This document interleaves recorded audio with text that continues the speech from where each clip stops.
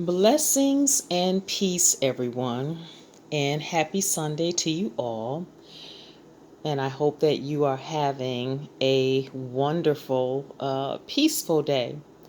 And so, on tonight, I want to speak with you regarding possibilities or, possible reasons that, in our lifetime that we have continued to encounter narcissistic gang stalkers over and over.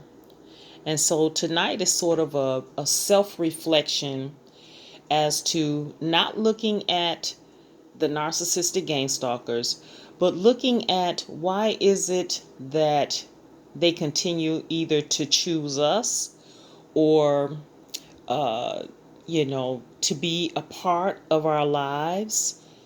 What is it about us that we keep attracting narcissistic gang stalkers, okay? And so this is not to make anyone feel bad, but just to kind of open our eyes, especially if we've encountered more than one or two narcissistic gang stalkers in our life, okay? So I have a question for you. How many of you have encountered more than two narcissistic gang stalkers in your life? How many of you have encountered more than five narcissistic gang stalkers in your life?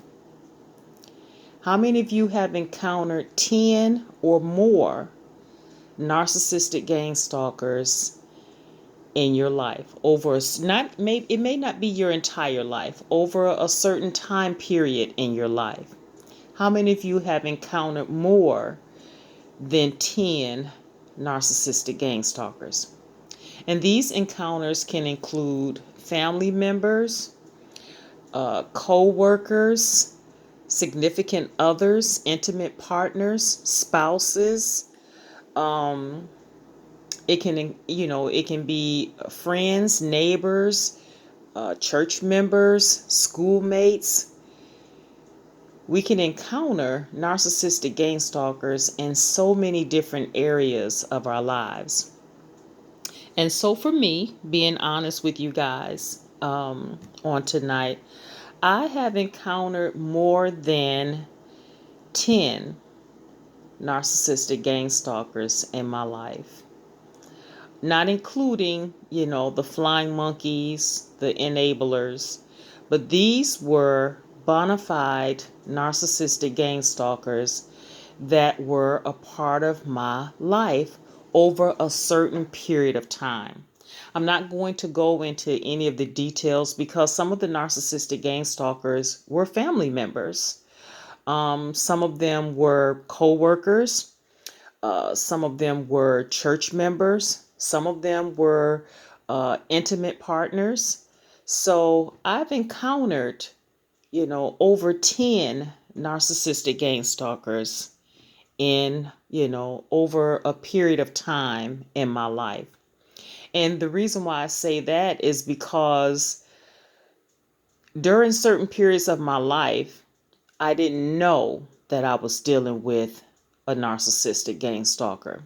And so, if you've had time to reflect back over your life, your childhood, your teenage years, your young adult years, and sometimes it takes looking back and after you get the education and the awareness to realize that, you were dealing with narcissistic gang stalkers, in your past, and you just didn't realize it. So that's why it's so important to, understand and gain awareness and education about narcissistic gang stalkers, because sometimes you may encounter, in your lifetime, the worst one ever.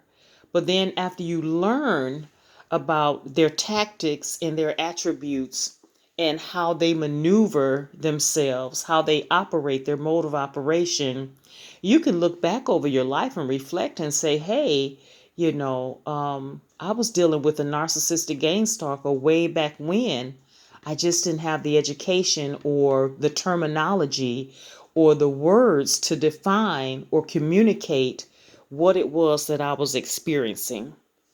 And so for me on tonight, I want to just give you a few reasons why I believe personally that I have encountered so many narcissistic gang stalkers in my life. Okay, so this is not to say for anyone else, but a few of my reasons may apply to you as well.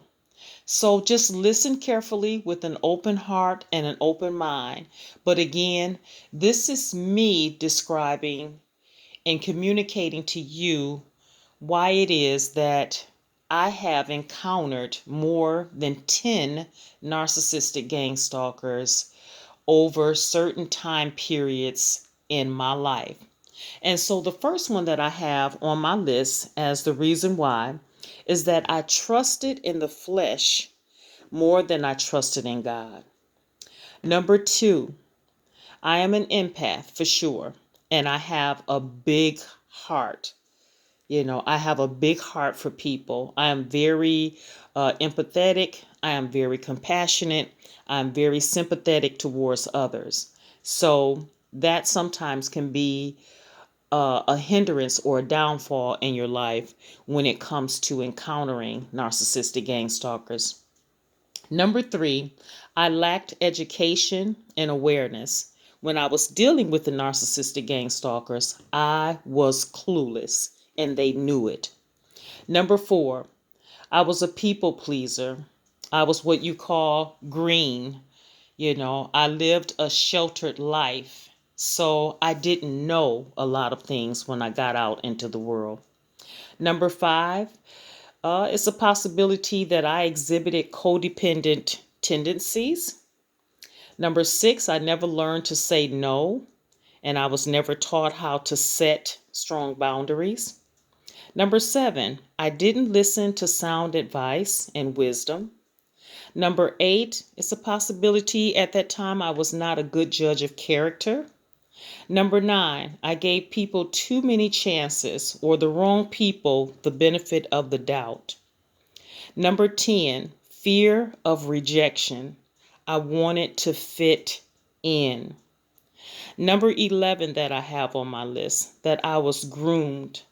I was groomed by narcissistic gang stalkers in my family. And number 12,